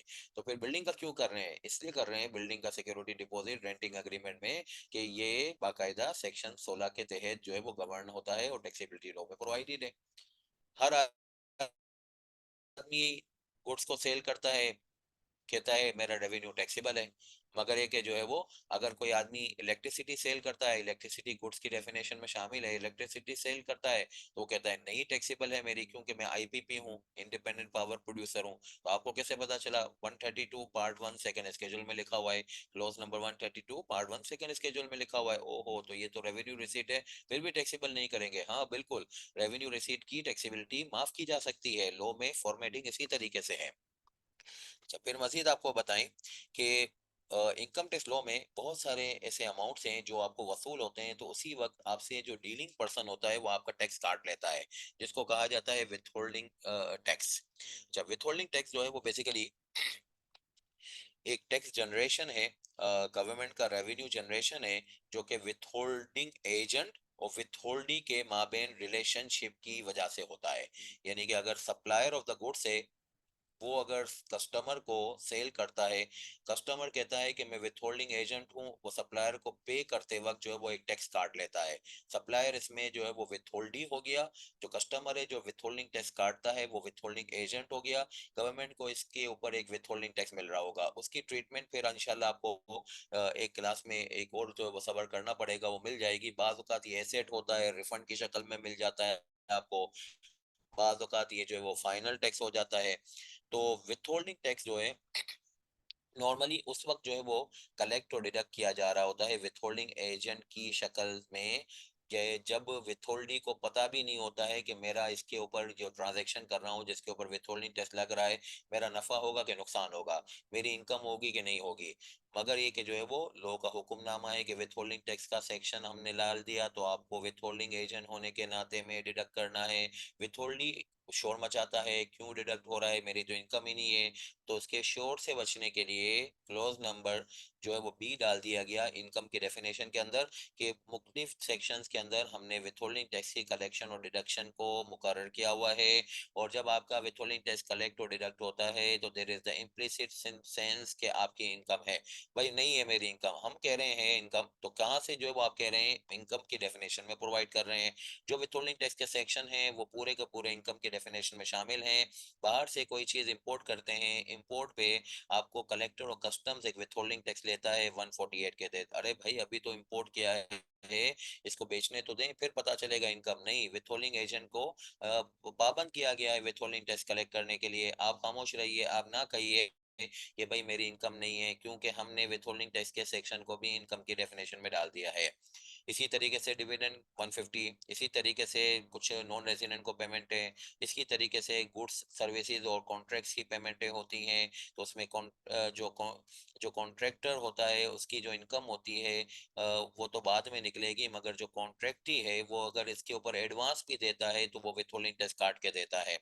इसी तरीके से एक्सपोर्ट्स हैं, इसके ऊपर प्राइस एंड वेरिंग्स हैं, कमीशन ऑफ पेट्रोल पंप्स हैं, ब्रोकरेज एंड कमीशंस हैं, टैक्स ऑन मोटर व्हीकल है। और एक मजे की बात तो ये लगा दी कि हम अकाउंटेंट्स तो ये हमेशा से ये कहते हैं कि ये जो बोनस शेयर्स हमें मिलते हैं, किसी भी कंपनी के अंदर हमारी शेयर होल्डिंग है और वहां से हमें बोनस शेयर्स मिले, तो हमारी इनकम ही नहीं होते हैं। मगर ये कि पिछले बजट में इन्होंने बोनस शेयर्स को इनकम की डेफिनेशन में भी डाला, और मजीद ये बोला कि इसके ऊपर एक विथहोल्डिंग टैक्स भी कटेगा। और वो विथहोल्डिंग टैक्स को भी लेजिटिमाइज ऐसे करा कि इनकम की डेफिनेशन में डाल दिया। तो विथहोल्डिंग टैक्स के ऊपर जो लोगों के शोर और शराबे कि भाई मेरा जो है वो इनकम है ही नहीं, खामखा में ये विथहोल्डिंग टैक्स कहाँ से आ गया, तो विथहोल्डिंग तो होता ही होल्ड का मतलब है रोक के जो है वो टैक्स लगा देना। अब मैं तो अपनी राह पे चल रहा था, मुझे रोक के टैक्स लगा दिया। किसने लगाया? उसने लगाया जिसका नाम है with holding agent. With holding agent कौन होता है? गवर्नमेंट है? नहीं नहीं नहीं नहीं, वो आपका डीलिंग पर्सन है। आप विथ होल्डी हो, वो विथ होल्डिंग एजेंट है। तो क्यों ऐसा कर रहा है भाई? इनकम की डेफिनेशन में मानना पड़ेगा। अच्छा, in order to establish the legitimization of collection or deduction of withholding tax on certain valuations or receipts, the concerned sections जो है वो include हो गए हैं within the definition of income। यहाँ पे मेरा एक एतराज है जो मैं आपके साथ भी शेयर कर रहा हूँ, जो आप भी बहरहाल अपने जहनों में बिठा लीजिएगा, कि ये लिस्ट में इन्होंने कुछ तशंगी रखी है, ये लिस्ट मुकम्मल नहीं है। जब इंशाल्लाह आप जो है वो जाएंगे लॉ के अंदर पूरा पढ़ने, गोटे लगाएंगे उसके ऊपर जो है वो उसको काबू में करेंगे, तो आपको महसूस होगा कि there are some other withholding sections जो कि जो है वो बहरहाल इस लिस्ट में नहीं है। तो ये लिस्ट की तशंगी है, मगर इसके बावजूद भी ये बात तो लेजिटिमाइज हो गई कि विथहोल्डिंग टैक्स बहरहाल जो है वो लग रहा हो, उस वक्त इनकम के ना होने की कोई शिकायत ना कीजिएगा, क्योंकि विथहोल्डिंग टैक्स के जितने भी सेक्शंस हैं उसको इनकम की डेफिनेशन में डाल दिया गया है। अच्छा, फिर इसके बाद जो है वो इनकम की डेफिनेशन का तीसरा रुख, उसमें कहा गया है कि any amount treated as income. अच्छा, अब ट्रीटेड का इटसेल्फ जो है ये ऐलान है, यानी कभी ट्रीटेड का मतलब होता है अज्यूम्ड, मफरूजाती। तो इसका वर्ड का इस्तेमाल ही इस बात की निशानदेही करता है कि इसमें कुछ ऐसे उल्टे सीधे अमाउंट आने वाले हैं जिसको कोई भी नहीं कह रहा होगा ये इनकम है, मगर लो कह रहा है कि मैं भी कह रहा हूँ, यानी लो कह रहा है कि मैं खुद भी कह रहा हूँ कि ये इनकम नहीं है, मगर इसको आप ट्रीटेड इनकम मानिएगा। इधर उधर के अकाउंटिंग के प्रोनाउंसमेंट से इधर हुए हैं, तो हम आपको अप्रिशिएट तो करेंगे कि आप बहुत ज्यादा अकाउंटिंग जानते हैं, मगर ये कि लॉ ने इसके ऊपर ऐलान कर दिया है कि इनकम की डेफिनेशन में है और साथ में ट्रीटेड का वर्ड लगा दिया है, तो फिर आपको मानना ही पड़ेगा। अच्छा, अब इसकी कुछ मैं एग्जांपल्स आपको दूं। जैसे अभी मैंने आपको एग्जांपल दी कि आप अगर जो है वो some of the amounts although under the ordinary accounting parlance, parlance का मतलब होता है उसूल, इनकम नहीं है, मगर इनकम टैक्स लॉ में इसको ट्रीटेड इनकम क्या गया। जैसे कि एग्जांपल मैंने यहाँ पे लिखी है कि अगर आपको सिक्योरिटी डिपॉजिट मिलता है, एक ओनर ऑफ बिल्डिंग है आप, और आपने उसको किराए पे जो है वो दिया बिल्डिंग को, और उसके ऊपर आपको एक सिक्योरिटी डिपॉजिट मिला किराए के अग्रीमेंट के अंदर। वो सिक्योरिटी डिपॉजिट आपको आइडिया है इसलिए दिया जाता है कि भाई जो है वो कहीं बिल्डिंग को नुकसान ना पहुंचा दे टेनेंट। तो इस वजह से जो है वो बहरहाल ये सिक्योरिटी डिपॉजिट लिया जाता है। लोगों ने कहा है सेक्शन 16 में कि भाई ट्रीटेड इनकम में आपको लेना पड़ेगा। इसी तरीके से लोन एडवांस गिफ्ट और एडवांस अगेंस्ट इक्विटी, यानी जिसको हम एडवांस अगेंस्ट इक्विटी जो है वो बेसिकली आपको आइडिया होगा, आपका अकाउंटेंट है कि भाई फ्यूचर में शेयर इशू होंगे, पहले जो है वो शेयर कैपिटल के पैसे लेने चाहिए, कॉर्पोरेट लॉ की रिक्वायरमेंट है। तो एडवांस अगेंस्ट इक्विटी लिया, गिफ्ट लिया, एडवांस लिया, लोन लिया, तो ये कैश में ना लीजिएगा, बैंकिंग चैनल के थ्रू लीजिएगा। अगर आप कैश के थ्रू लेंगे तो क्या होगा, भले आप अकाउंटिंग में इसको लाइबिलिटी बुक कर रहे होंगे, मगर ये कि टैक्स पर्पस के लिए लाइबिलिटी या इक्विटी बुक कर ले होंगे, मगर टैक्स पर्पस के लिए क्या बन जाएगा, ये ट्रीटेड इनकम बन जाएगा। तो there are lot many sections under the law where in the concept of treated income is there, and for that जो है वो सिचुएशन में या तो आप वो ट्रांजेक्शन से बाज रहिए, आप ना लीजिए किसी से लोन, मगर अगर आप लोन लेना ही चाहते हैं तो फिर आप क्या कीजिएगा, आप ये कीजिएगा कि आप इसको जो है वो बैंकिंग चैनल के थ्रू लीजिएगा। ट्रीटेड इनकम की जहां पे भी छाप लग रही होगी, आपको जिंदगी में उसके जो है वो रास्ते नजर आ रहे होंगे कि आप स्ट्रीटेड इनकम की टैक्सेबिलिटी अपनी जिंदगी में ऐसे बचा पाएंगे कि आप वो ट्रांजैक्शन ही ना करिए। मगर अगर आप करेंगे तो लोग के बताए हुए जो है वो नुस्खे के तहत वो इनकम के तौर पे टैक्स हो जाएगा। अच्छा, फिर इसके अलावा इनकम टैक्स लॉ में आपको जो है वो ये तरकीब मिलती है कि अगर आपका कोई एक पर्टिकुलर लॉस हो और कोई दूसरी कोई पर्टिकुलर इनकम हो, तो आप एक लॉस को आप कैरी फॉरवर्ड भी करते हैं, यानी अगले सालों में इस्तेमाल करते हैं। तो जब अगले सालों में लॉस को इस्तेमाल करेंगे तो फर्स्ट ऑफ ऑल लॉस को हमें इनकम की डेफिनेशन से प्रोसेस करना पड़ेगा। कोई भी अमाउंट इनकम टैक्स लॉ में रिटर्न के अंदर अगर अपियर हो रहा हो इनकम टैक्स रिटर्न में, तो first of all the amount should have been caring a situation के भाई जो है वो ये जो है वो आपका जो है वो लो इनकम की डेफिनेशन में स्टैम्प हुआ है। जैसे हम कहते हैं ना कि भाई कोई हमारा कितना भी अच्छा अमल होगा, मगर वो अल्लाह और रसूल के, अल्लाह के बनाए हुए अल्लाह के बताए हुए कानून और रसूल के बताए हुए तरीके के ऊपर नहीं होता, तो वो इबादत नहीं हो सकती है। वो फिर मजदूरी और एक्सरसाइज तो हो सकती है, मगर वो इबादत नहीं होगी। 10 दफा आप उठक बैठक कीजिएगा, मगर एक बहरहाल नमाज की नियत करके और जो है वो नबी पाक सल्लल्लाहु अलैहि वसल्लम के बताए हुए तरीके के हिसाब से वो 4 रकातें, 2 रकातें, 3 रकातें नहीं पढ़ेंगे, तो आपको जो है वो नमाज का सवाब नहीं मिल सकता है। वजू करके और किस तरीके से जो है वो कपड़े पाक हों, जगह पाक हो, ये सारे तरीकाकार फॉलो करके फिर ही नमाज अदा हो सकती है। तो सबसे पहले अल्लाह के हुक्म और नबी के तरीके की जो है वो सनद होगी, तो फिर ही जो है वो आपका फेल इबादत के जमरे में आ सकता है, मेरा फेल इबादत के जमरे में आ सकता है। इसी तरीके से इनकम टैक्स लॉ में कोई अमाउंट रिटर्न में जब उतरना चाहेगा तो उसको एक टिकट लेना पड़ेगा, और टिकट लिया जाता है इनकम की डेफिनेशन से। उस इनकम की डेफिनेशन में जो है वो लॉस को इसलिए डाला गया है कि अगर लॉस को आप रिटर्न के अंदर जो है वो कैरी फॉरवर्ड के लिए इस्तेमाल करना चाह रहे हैं, तो उस सूरत हाल में फिर आपको जो है वो इसकी इनकम की सनद चाहिए, इनकम की टिकट चाहिए, डेफिनेशन की टिकट चाहिए, और इसको इन्होंने शामिल किया हुआ है। देखें, the inclusion with in the definition of income is with the view, यानी कि लॉस को इसलिए इनकम की डेफिनेशन में डाला ताकि इस चीज को कानूनी शक्ल दे दी जाए कि आप लॉस को रिकॉर्ड कर सकते हैं रिटर्न के अंदर, ताकि इसको आप फ्यूचर में कैरी फॉरवर्ड कर सकें। फ्यूचर में कैरी फॉरवर्ड करके इसको ब्रॉड फॉरवर्ड लॉसेस कह के फ्यूचर की इनकम को डिमिनिश करके फिर अपनी टैक्सेबिलिटी को बचाइए। लगे हाथों जो है बोनस शेयर्स की टैक्सेबिलिटी जो इस बजट में इंट्रोड्यूस हुई है उसको जरा समझ लीजिए। 2023 के फाइनेंस एक्ट में ये डाला गया कि बोनस शेयर्स जब आपको मिलेंगे तो आपकी इनकम है, और इसमें सेक्शन 236Z डाला गया है, जिसके तहत ये कहा गया है कि भाई ये विथहोल्डिंग टैक्स के मोड में होगा। यानी कि इसमें होगा ये कि जो कंपनी आपको बोनस शेयर दे रही होगी, वो 10% बोनस को विथ कर लेगी। यानी कि आपके 100 बोनस शेयर्स मिलने वाले होंगे, उसकी एक फेयर मार्केट वैल्यू निकालेंगे सेक्शन 236Z के तहत, उसके ऊपर आपका जो है वो 10% का विथ होल्डिंग टैक्स कलेक्ट किया जाएगा। विथ होल्डिंग टैक्स जब कलेक्ट हो जाएगा तो वो बोनस शेयर्स आपको वापस दे दिए जाएंगे जो आपके विथ होल्ड हुए थे। यानी 100 बोनस शेयर्स आपके थे, 100 बोनस शेयर्स में से जो है वो आपकी टैक्सेशन किस तरीके से वसूल होगी।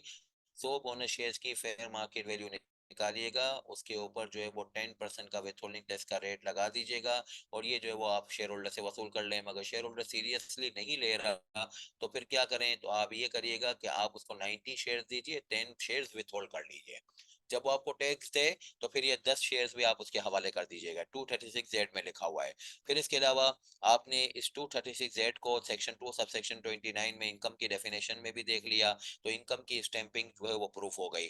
फिर इसके बाद जो है वो एक 169 है, जिसमें ये कहा गया है कि ये विथहोल्डिंग टैक्स आपका जो कलेक्ट हो जाता है डिक्लेयरिंग कंपनी की तरफ से, ये आपका फाइनल टैक्स हो जाता है। फाइनल टैक्स का मतलब ये है कि इसकी फिर कोई दूसरी इनकम इनकम ना कीजिएगा, बस ये जो 10% का विथहोल्डिंग टैक्स आपसे ले लिया गया है यही आपका फाइनल टैक्स हो जाता है।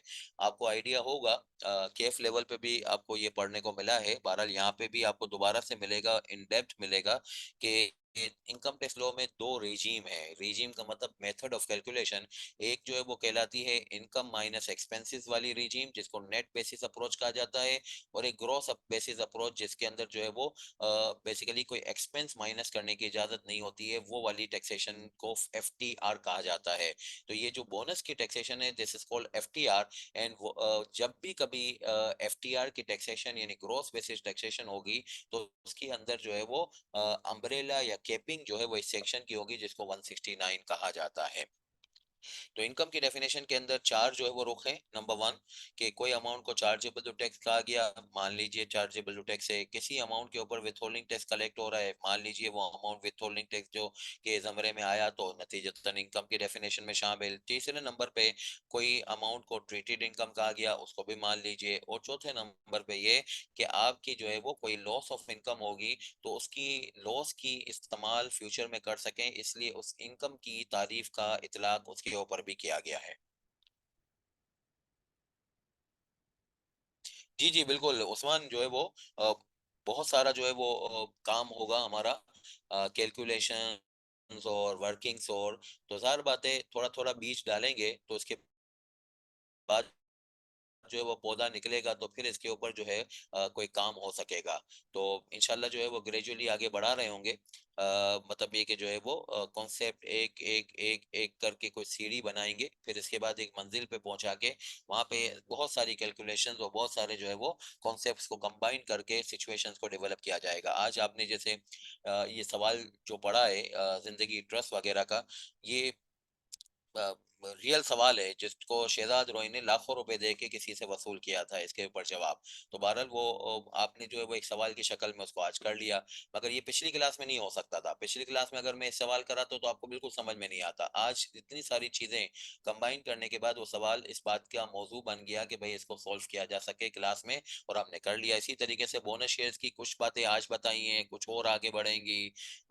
क्यों बोनस डिक्लेयर किए जाते हैं, डिविडेंड क्यों नहीं दिया जाता, तो सब कुछ बातें जहन में बैठेंगी तो फिर वो फेयर वैल्यू और कैलकुलेशन और ये सारी चीजें भी समझ आएंगी इंशाल्लाह। अच्छा, अब मैं आपको अगले चीज के ऊपर लेके जाता हूँ। ये हो गया हमारा इनकम की डेफिनेशन का मामला मुकम्मल। अब मैं आपको लेके आ रहा हूँ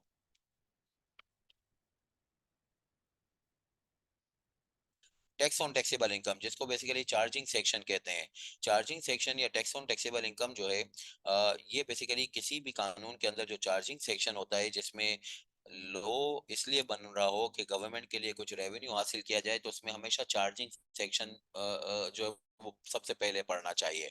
चार्जिंग सेक्शन आपको ये बताता है कि भाई जिस चीज के ऊपर टैक्स लिया जा रहा है, जैसे इनकम टैक्स लॉ में इनकम के ऊपर लिया जा रहा है, तो इनकम की डेफिनेशन तो आपने पढ़ी। अब इनकम के ऊपर रेट हमें कैसे अप्लाई करना है, जिसको कहा जाता है रीजीम।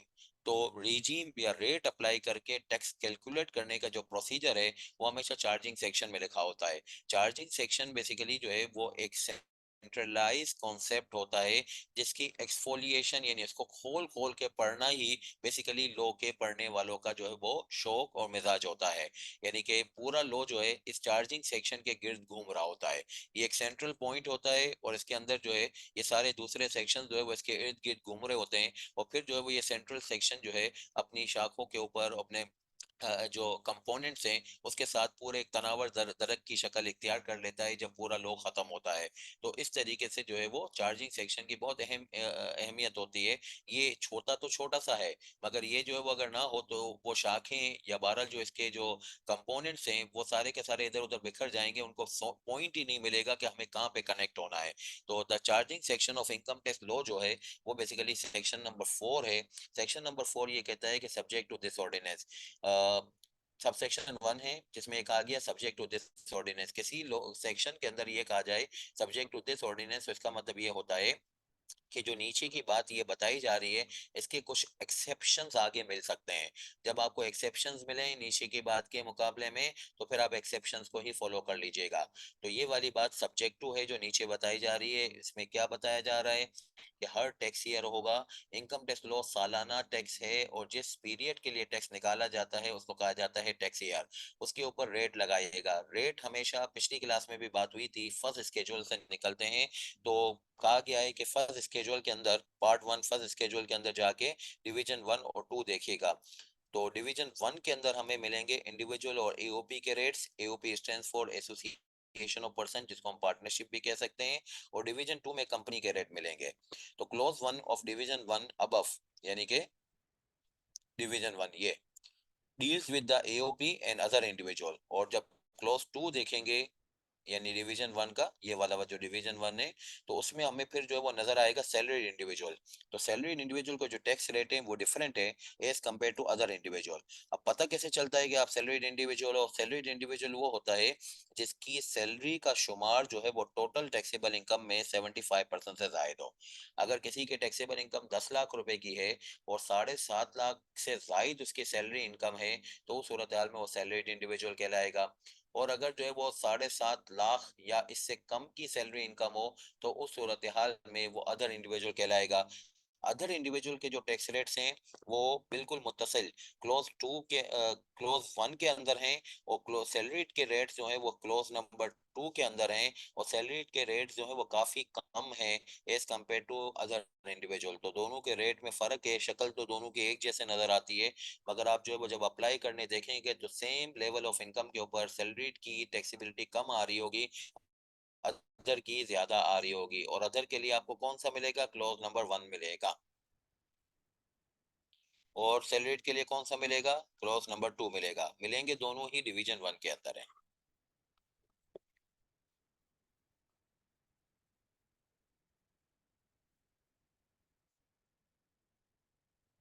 ये दखल जरा मैं आपको दिखाऊं, या आप देखेंगे समझेंगे तो फिर आप जो है एग्जाम में या अपने ऑफिस में या अपने जहाँ पे भी आप काम करते हैं वहां पे इसको आप अप्लाई करना तसल्ली से कर सकेंगे कि किस तरीके से ये होगा। ज़ाहिर बात है, दफातर में एग्जाम में नोट्स वगैरह तो इस्तेमाल नहीं किए जा सकते, तो वहां पे फिर आपको ऑर्डिनेंस की ग्रिप होनी चाहिए, तो वो देखिए किस तरीके से आप इसको जो है वो एग्जाम में इस्तेमाल करेंगे। इंशाल्लाह जैसे जैसे आगे बढ़ेंगे तो आपको सारे शेड्यूल्स और ये सारी जो है वो रेट्स की जानकारी हो जाएगी, कितने सारे रेट्स किन चीज़ों के हैं। तो अभी आज की क्लास में आप डिवीजन वन और टू के बारे में बातचीत पढ़ रहे हैं, तो ज़रा उसके रेट्स को आप देखिए किस तरीके से काम हो रहा है उस पर।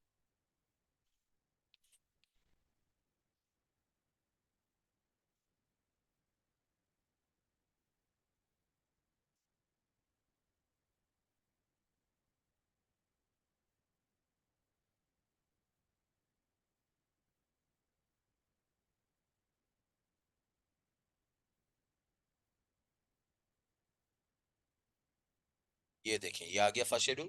फर्स्ट शेड्यूल हमेशा रेट्स के लिए देखा जाता है। उसके अंदर पार्ट वन में जाएंगे, उसके अंदर डिवीजन वन है। अब डिवीजन वन के अंदर जो है ना, इसमें कहा गया है कि देखिए ये इंडिविजुअल और एसोसिएशन ऑफ पर्सन के लिए है, मगर कहा गया है कि भाई आपको सब क्लोज नंबर टू भी देखना चाहिए। अब क्लोज नंबर टू जो है जब जाके देखते हैं तो उसमें मिलता है कि वो तो सैलरीड इंडिविजुअल के लिए है। तो इसका क्या मतलब हुआ? ये जो क्लोज नंबर वन है ये अदर इंडिविजुअल और एसोसिएशन ऑफ पर्सन के लिए हुआ। और इसके लिए फिर ये पूरा टेबल आपको नजर आ रहा है, ये टेबल, ठीक है ना, ये पूरा टेबल है। अच्छा, बिल्कुल इसके साथ ही ये वाला टेबल, ये पूरा टेबल है इसके अंदर। अच्छा, इसके बिल्कुल साथ ही जो है वो क्लोज नंबर टू है जो कि बेसिकली सैलरीड इंडिविजुअल के लिए है, और इसमें यही तारीफ लिखी हुई है जो मैंने अभी बताई कि आपका पूरी इनकम के अंदर, टैक्सेबल इनकम के अंदर जो सैलरी का पोर्शन है वो 75% से जायद है। और यहाँ पे जो रेट है वो रेट जो है वो बहरहाल इसी टेबल की तरीके से है जैसे ऊपर नजर आया। शुरू के 6 लाख रुपए तक 0% है वगैरह, और हाईएस्ट रेट वहां पे भी 35% जो है वो है, यहाँ पे भी 35% है, मगर यहाँ पे हाईएस्ट रेट जो है वो 6 मिलियन की इनकम के ऊपर आ रहा है। और यहाँ पे जो है वो अदर इंडिविजुअल के केस में और एओपी के केस में 4 मिलियन के ऊपर हाईएस्ट रेट आ जाता है। तो जब भी आप सेम लेवल ऑफ इनकम के ऊपर ये दो डिफरेंट जो है वो टेबल को अप्लाई करेंगे तो सैलरी का टैक्स हमेशा कम निकलेगा। तो एग्जाम में अगर आपने गलती से वो वाली जगह पे ये वाला टेबल लगा दिया तो बहुत बड़ा नुकसान हो जाएगा। रिटर्न किसी का बना रहे हैं वहां पे भी गड़बड़ कर दी तो बहुत बड़ा नुकसान हो जाएगा। तो इसको बहुत एहतियात से इस्तेमाल करना चाहिए। और ये जो है वो बेसिकली कहलाते हैं स्लैब सिस्टम। स्लैब सिस्टम का मतलब ये कि प्रोग्रेसिव टैक्सेशन है, जैसे जैसे इनकम बढ़ती है वैसे वैसे रेट बढ़ते हैं। अब डिवीजन वन और टू के बाद जो है वो क्या है? Division to. डिवीजन वन के बाद क्या है? डिवीजन टू है। अब डिवीजन टू किसके लिए है? डिवीजन टू जो है वो कंपनीज के लिए है। उसके अंदर आपको मिलेगा कि भाई जो है वो कंपनी के केस में जो है वो आपको तीन रेट्स मिल रहे हैं। स्मॉल कंपनी के लिए 20% है, बैंकिंग कंपनी के लिए 39 है, और जनरल रेट जो है वो 29% है। तो इसमें स्लैब सिस्टम नहीं चलता, इसको कहते हैं फ्लैट रेट सिस्टम। फ्लैट का मतलब ये है कि 1 अरब रुपए की इनकम है तो भी यही रेट है, 1 करोड़ रुपए की है तो भी यही है। और इसके ऊपर मजीद ये कि जैसे कि आप इंडिविजुअल और यूपी के केस में 6 लाख रुपए तक 0% देख रहे हैं, तो यहाँ पे जीरो है ही नहीं। यहाँ पे अगर 10 रुपए की भी इनकम होगी तो बहरहाल जो है वो 29% का टैक्स रेट लग रहा है। या 20 या 39% का टैक्स रेट लग रहा है। तो ये होता है फर्स्ट शेड्यूल में रेट को देखने का तरीकाकार। नॉर्मली एग्जाम के पेपर में पहले जो है वो जब ओपन बुक नहीं होते थे तो रेट पीछे दिए हुए होते थे, अब नहीं दिए हुए होते। तो आप थोड़ा सा एहतियात कीजिएगा कि किस तरीके से जाके रेट को ढूंढेंगे। ये एक काम होता है एग्जाम में जो एहतियात से करना चाहिए। तो फर्स्ट स्केड्यूल में जाके डिवीजन 1 और 2 में देखना चाहिए, ये चार्जिंग सेक्शन ने बताया। On every person who has taxable income, taxable income जो है वो क्या होती है, इसकी पूरी एक तारीफ है सेक्शन 9, 10 और 11 के अंदर। वो अपनी जगह पे इंशाल्लाह आ जाएगी। मगर ये वाली जो रेजिम है जिसके अंदर जो है वो टैक्सेबल इनकम निकालते हैं बंदे की और सालाना बेसिस पे टैक्स निकाला जाता है, इसको हम कहते हैं नॉर्मल टैक्स रेजिम। यानी दिस इज द नॉर्मेलिटी जिसके ऊपर जो है वो हर आदमी सोच भी सकता है कि भाई ऐसा ही होना चाहिए, इनकम निकालेंगे, एक्सपेंस माइनस करेंगे और फिर इसके ऊपर रेट लगा देंगे। Although the provision subordinate to the ordinance as starts with subject to this ordinance is the charging provision for NTR, therefore tax is required to be calculated on the basis of taxable income. In order to proceed with NTR में normally या normal tax regime में normally आप ये करेंगे कि सबसे पहले तो आप बंदे को आइडेंटिफाई करेंगे, फिर इसका टैक्स रेजिडेंट देखेंगे कि ये पाकिस्तान में रेजिडेंट है कि नॉन रेजिडेंट है। कैसे ये निकालेंगे कि पर बंदे का स्टेटस क्या है, ये इंशाल्लाह जगह पे आ जाएगा।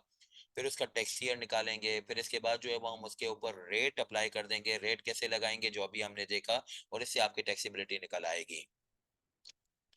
अच्छा, कोई भी इनकम जो है वो जब टैक्सेबल हो रही होती है तो कोई भी निज़ाम हो तो उसमें कुछ ना कुछ तो बेनिफिट साथ में देने पड़ते हैं, कंसेशन देने पड़ते हैं। इनकम टैक्स लॉ में भी पिछली क्लास में आपसे बात हुई थी, कुछ क्रेडिट्स का निज़ाम है। तो टैक्सेबल इनकम के ऊपर जो है आपको रेट लगा देना होगा। रेट लगाने के बाद आपकी टैक्स लाइबिलिटी आ जाएगी, मगर फौरन से पे ना करिएगा। कुछ क्रेडिट्स हैं, क्रेडिट्स की तकसीम इस तरीके से है कि जो नीचे लिखी हुई हैं इसके ऊपर क्रेडिट्स निकाली जाएंगी, वो माइनस करने के बाद फिर टैक्स लाइबिलिटी दीजिएगा। क्रेडिट्स को इस तरीके से माइनस किया जाता है, कैसे, इसकी न्यूमेरिकल होगी इंशाल्लाह जगह पे आ जाएगी। आज इसका जो है वो नाम याद रखिएगा कि 103 का क्रेडिट जिसको कहते हैं फॉरेन टैक्स क्रेडिट। इसके अलावा सेक्शन 61 से 65G में कुछ क्रेडिट हैं जिसमें कहा गया है कि डोनेशन दीजिए, क्रेडिट मिलेगा। अपनी दुकान में यानी आप रिटेलर हैं तो पॉइंट ऑफ सेल मशीन लगाइए, उसके पॉइंट ऑफ सेल मशीन खरीदने के ऊपर आपको एक रिबेट देंगे। फिर इसके अलावा लो में डर लगा रहता है गवर्नमेंट को कि साल के आखिर में टैक्स नहीं देंगे तो क्या होगा, तो वो क्वार्टरली एडवांस टैक्स भी लेते हैं। तो दिस इज योर क्रेडिट, साल के आखिर में लाइबिलिटी से इसको नॉक ऑफ कीजिएगा। फिर अभी थोड़ी देर पहले आपसे बात हुई कि विथ होल्डिंग टैक्सेस आपके कलेक्ट हो जाते हैं, लाइक जो है वो इलेक्ट्रिसिटी के ऊपर, टेलीफोन वगैरह के ऊपर, तो उसको आप अपनी लाइबिलिटी से नॉक ऑफ कीजिए। This is also your one of the with holding tax. इसको कहा जाता है 168 का विथ होल्डिंग टैक्स।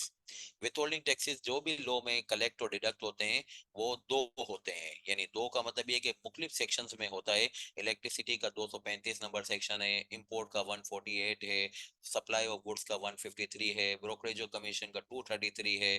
तो मुख्तलिफ सेक्शंस के तहत विथ होल्डिंग टैक्स कलेक्ट और डिडक्ट होते हैं, मगर लाजमी तौर पे विथ होल्डिंग टैक्स जो है वो ग्रुप होंगे तो वो 168 में होंगे या 169 में होंगे। जो 168 के विथहोल्डिंग टैक्स होते हैं उनको कहा जाता है ये हमारा एसेट है। और ये एसेट है क्या मतलब, इसके ऊपर आप लाइबिलिटी से एडजस्टमेंट कर सकते हैं, यानी कि साल के आखिर में आपकी टैक्सेबल इनकम में जो लाइबिलिटी आए उससे आप इस विथहोल्डिंग टैक्स को एडजस्ट कर सकते हैं।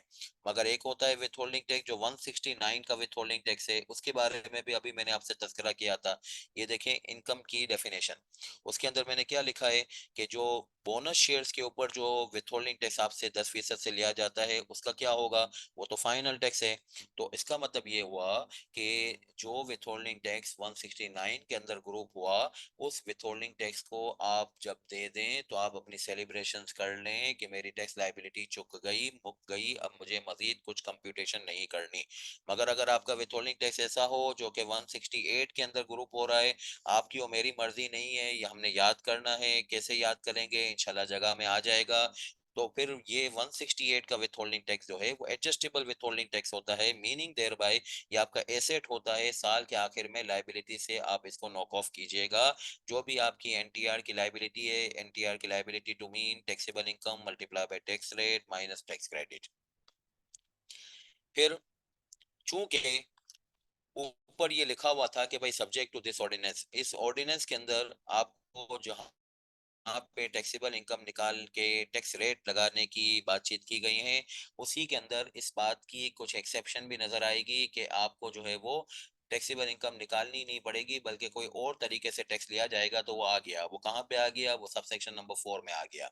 सबसेक्शन नंबर 4 जो है वो आपको कुछ इनकम के बारे में और कुछ जो है वो लोगों के बारे में बातचीत करते हैं, जिसमें कहा जाएगा कि आपका एक सेपरेट टैक्सेशन होगा, या फिर ये होगा कि सेपरेट टैक्सेशन ऐसे होगा कि आपकी कोई अमाउंट आ रही होगी, लाइक जो है वो मैंने अभी आप लोगों से बातचीत की कि बोनस की एक जो है वो शेयर्स की एंटाइटलमेंट आपकी होगी, उसके ऊपर विथहोल्डिंग टैक्स कलेक्ट और डिडक्ट हो जाएगा, जिसको 169 का विथहोल्डिंग कहा जाता है, और उसको कह दिया जाता है ये फाइनल टैक्स है। इस वाले प्रोविजंस को हम जो है वो नॉर्मली प्रैक्टिकल लाइफ में कहते हैं एसटीआर, और इस वाले प्रोविजंस को हम नॉर्मली प्रैक्टिकल लाइफ में कहते हैं PTR. STR stands for separate tax regime, PTR stands for presumptive tax regime, और इन दोनों को मिला के जो है वो कहा जाता है एफटीआर, फाइनल टैक्स रिजीम। इंशाल्लाह अगली क्लास में इसकी डिटेल आएगी, और इसके अंदर आपको ये मिलेगा कि ये ग्रॉस बेसिस टैक्सेशन है। ग्रॉस बेसिस टैक्सेशन का मतलब है कि एक्सपेंसेस माइनस नहीं होंगे, और जो ऊपर वाला था जिसको नॉर्मल टैक्स रिजीम कहा जाता है, उसको नॉर्मल कहा ही इसीलिए जाता है कि भाई जो है वो उसमें, जैसे अकाउंटिंग में हम इनकम निकालते वक्त क्या करते हैं, रेवेन्यू में से एक्सपेंस माइनस करते हैं, एनटीआर में भी आपको ऐसा ही मिलेगा। जैसे अकाउंटिंग की शक्ल आपको नजर आ रही होगी, खैर कुछ प्रोविजंस में फर्क है, मगर शक्ल ऐसी लग रही होगी जैसे कि अकाउंटिंग में होती है, मगर ये कि एफटीआर में आपको एबनॉर्मेलिटी नजर आएगी, मगर इसको एबनॉर्मल रिजीम नहीं कहते, इसको कहते हैं फाइनल टैक्स रिजीम। और यहाँ पे आपको एक्सपेंस माइनस करे बगैर रेवेन्यू को टैक्स करना पड़ेगा, और बाज़ औक़ात तो महसूस होगा आपको कि यार ये रेवेन्यू है भी कि नहीं है, या ये जो है वो मेरी इनकम है भी कि नहीं है, जैसे बोनस शेयर्स का मिलना, मगर एक बहरहाल एक विथहोल्डिंग टैक्स का इतलाक हो रहा होगा, और वो विथहोल्डिंग टैक्स को फाइनल टैक्स कह दिया जाएगा, तो फिर हमें मानना पड़ेगा। तो ये बात आज के आप बहुत अच्छे तरीके से अपने जहन में बैठा लीजिए। विथहोल्डिंग टैक्सेस जो है वो जो भी सेक्शन के तहत वर्कआउट होते हैं, वो या तो 168 में ग्रुप होंगे या 169 में। 168 में ग्रुप होते हैं तो दिस इज योर एसेट, साल के आखिर में एनटीआर की लाइबिलिटी में उसको एडजस्ट कर लीजिएगा। और 169 का विथ होल्डिंग टैक्स होगा, लाइक बोनस शेयर्स के ऊपर विथ होल्डिंग टैक्स, तो ये जिस वक्त आपका कलेक्ट और डिडक्ट हुआ उसी वक्त ये फाइनल टैक्स हो गया। You are now absolve to calculate, absolve मतलब बरी जिम्मा हो गए कि आपको कोई इनकम वगैरह की कंपटीशन और करने की जरूरत नहीं है। अच्छा, अब अगली बात, जो इनकम एसटीआर और पीटीआर में होती है, यानी जिसको हम कहते हैं एफटीआर की इनकम होती है, ये कभी भी टैक्सेबल इनकम का पार्ट नहीं होती है। यानी कि कोई ये ना करे कि एफटीआर की टैक्सेशन करने के साथ साथ वो एनटीआर के अंदर भी इसको शामिल कर ले। ये दो अलग अलग रास्ते हैं, ये दो अलग अलग रास्ते हैं, आप दोनों को मिक्स नहीं कर सकते। यानी कि आप इसको ऐसे जो है वो देखिएगा कि कोई एमबीबीएस करेगा तो वो नॉर्मली जो है एमबीबीएस के साथ सीए नहीं करेगा। काश समझाया ये जाता है कि भाई दोनों अलग अलग फील्ड है। आप ये नहीं कर सकते कि मेडिकल के साथ आप अकाउंटेंसी पढ़ें, कुछ भी आपसे नहीं होगा फिर। तो ये दोनों अलग अलग रास्ते हैं, डबल डबल नहीं हो सकता ये। इसी तरीके से एफटीआर और एनटीआर दोनों ही टैक्स की किताब में लिखे हुए हैं, मगर ये दोनों अलग अलग रास्ते हैं। कहाँ पे एफटीआर होता है ये बाकायदा आपको लिखा हुआ मिल जाएगा लॉ में, जिसके ऊपर मैंने आपको अभी कहा कि भाई ये सेक्शन 4 से 8 में है, ये 169 में है। ये होते हैं एफटीआर। तो जो यहाँ पे नहीं आता वो कहाँ चला जाता है, वो एनटीआर में चला जाता है। तो नीचे मजीद ये वजाहत हो गई कि टैक्सेबल इनकम के अंदर एफटीआर की इनकम को शामिल ना कीजिएगा। FTR is a separate way, वहां पे जो आदमी टैक्स होता है तो बहरहाल वो टैक्स जो है वो वहां पे करवा ले। जो एनटीआर में होता है तो जो एनटीआर का बंदा है वो बहरहाल वो होता है जिसके लिए एफटीआर अप्लीकेबल नहीं होती है। नहीं, फाइनल टैक्स कैरी फॉरवर्ड नहीं होता है। फाइनल टैक्स अब्दुल्ला अफजल ऐसे होता है कि as and when the withholding tax जो कि 169 का फाइनल टैक्स के नाम से आपसे वसूल हुआ, उसी वक्त आप इसको टैक्स एक्सपेंस के तौर पे बुक कर लो। अच्छा, फिर एक बहुत अहम मौजू डिस्कस हो रहा है सबसेक्शन 6 में। अच्छा, इसकी कहानी इस तरीके से बनती है कि एक सर्विस प्रोवाइडर जो है जब किसी को सर्विस देता है, जैसे मिसाल के तौर पे ऑडिट फर्म है, वो ऑडिट फर्म जो है वो अगर क्लाइंट को सर्विस देती है, तो क्लाइंट जो है यूनिलीवर हो, ग्लेक्सो हो, पाकिस्तान टोबैको हो, नेस्ले हो, तो वो ऑडिट फी की पेमेंट के वक्त जो है वो 11% का विथहोल्डिंग टैक्स काट लेते हैं, 11% का, क्योंकि लॉ में लिखा हुआ है 153 में। अच्छा, अब इन शॉर्ट पर्सन को, यानी कि जो है वो जिसने पॉलिसी ली है, उसको क्लेम पे करते उसके ऊपर आप कोई विथहोल्डिंग टैक्स नहीं काटते। इसी तरीके से जब आप मोबाइल फोन का बिल आपको आता है या मोबाइल फोन की आप जो है वो पेमेंट करते हो, तो उसमें आपसे एक विथहोल्डिंग टैक्स मोबाइल कंपनी लेती है। यानी कि आपके बिल के अंदर एक विथहोल्डिंग टैक्स जिसको कहा जाता है 236 का, वो आपसे लिया जाता है। इसी तरीके से इलेक्ट्रिसिटी का बिल आता है तो उसमें आपसे विथहोल्डिंग टैक्स लिया जाता है। मगर जब आप जो है वो यूटिलिटी बिल्स के पेमेंट करने जाते हो, यानी कि इलेक्ट्रिक का बिल पे करो या फिर एक जो है वो आप टेलीफोन का बिल पे करो, तो आप तो कोई उसमें से विथहोल्डिंग टैक्स नहीं काटते। तो क्यों नहीं काटते? वो इस वजह से नहीं काटते कि विथहोल्डिंग टैक्स का कलेक्शन और डिडक्शन जब तक नहीं होगा, यानी कोई आदमी अपने आप को विथहोल्डिंग एजेंट जब तक ना माने, जब तक सराहतन इसका हुक्म ना आ जाए। ये देखिए, where by virtue of any provision of this ordinance, अगर ऑर्डिनेंस के किसी प्रोविजन के तहत इनकम टैक्स जो है वो डिडक्ट होना चाहिए एट सोर्स या कलेक्ट होना चाहिए इन एडवांस, यानी जिसको हम ये वर्डिंग को कहते हैं विथहोल्डिंग टैक्स लगना चाहिए, तो फिर ये लगेगा। इट शल, ये होगा, बिल्कुल लगेगा। एज द केस में बी, सो कलेक्टेड और डिडक्टेड और पेड अकॉर्डिंगली। जो कलेक्ट और डिडक्ट करने वाला है वो अपने पास ना रख ले, अल्टीमेटली गवर्नमेंट को पे करेगा। कैसे पे करेगा, ये भी इंशाल्लाह एक दो क्लासों में आ जाएगा। ये होगा rule number 43 of income tax rules के तहत।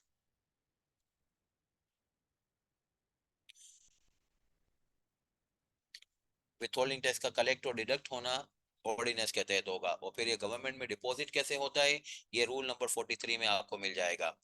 मगर ये कि जो है वो ये बात कंफर्म हो गई कि इंश्योरेंस क्लेम के ऊपर इसलिए विथहोल्डिंग टैक्स डिडक्ट नहीं होता। मजीद ये कि यूटिलिटी बिल्स की पेमेंट करते वक्त सार्फिन विथहोल्डिंग टैक्सेस इसलिए डिडक्ट नहीं करते, वो कहते हैं हमें इसके ऊपर कोई सेक्शन ही नहीं मिल रहा। तो भाई, सर्विस की पेमेंट के ऊपर क्यों आप ऑडिटर्स का डिडक्ट कर रहे हैं? वो सेक्शन मौजूद है 153। ब्रोकरेज जो कमीशन पे करते हैं तो क्यों डिडक्ट किया भाई, वो 233 मौजूद है। तो यहाँ पे क्यों जो है वो मौजूद नहीं है? लो बनाने वालों की मर्जी नहीं है तो फिर नहीं डिडक्ट होगा। तो विथहोल्डिंग टैक्स का इतलाक या विथहोल्डिंग एजेंट का स्टेटस उस वक्त तक आपको नहीं मिल सकता जब तक आप इसका सेक्शन जो है वो ना देख लें।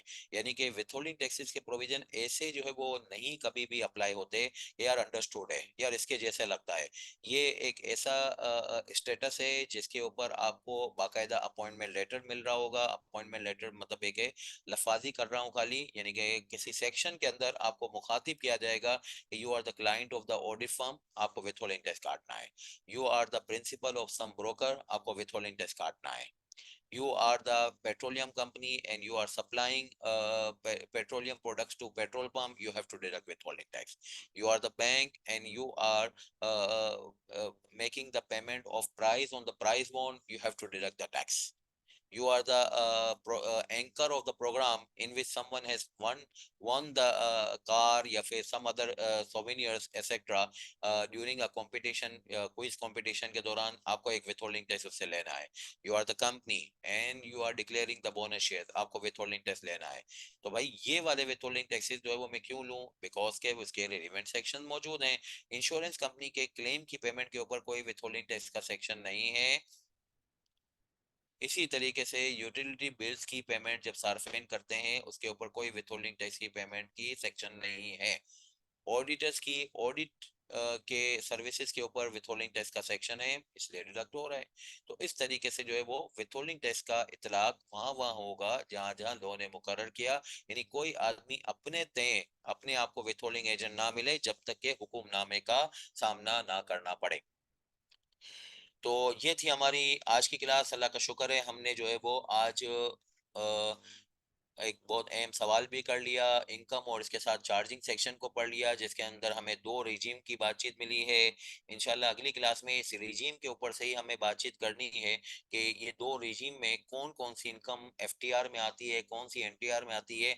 अप्लाई करना तो हमारा पूरा सेशन का काम होगा कि कौन कौन सी एफटीआर में कैसे कैसे टैक्स निकालेंगे।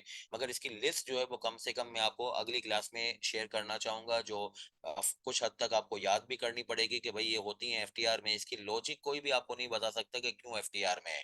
मैकेनिक्स बता सकते हैं, मैकेनिक्स भी मैंने पूरे लॉ से जो है वो डिजाइन और कंपाइल किए हुए हैं कि भाई दोनों के मैकेनिक्स में क्या फर्क है, मगर क्यों कोई इनकम एफटीआर में, इसका जवाब कोई नहीं है। This is the order and this is the हुक्मनामा जिसको आपको फॉलो करना पड़ेगा। And once you are identifying income under FTR, तो बहरहाल एफटीआर के तौर पे टैक्स कर लेंगे। नहीं होगी कोई इनकम एफटीआर के तौर पे मगर स्टिल इनकम है, तो फिर कहाँ चली जाती है, वो नॉर्मल टैक्स रेजिम में चली जाती है।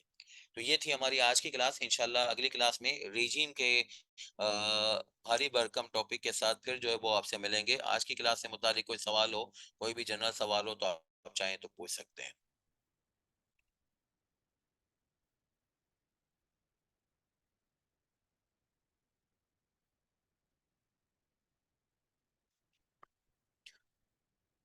चले, मुझे समझ लगता शायद कोई,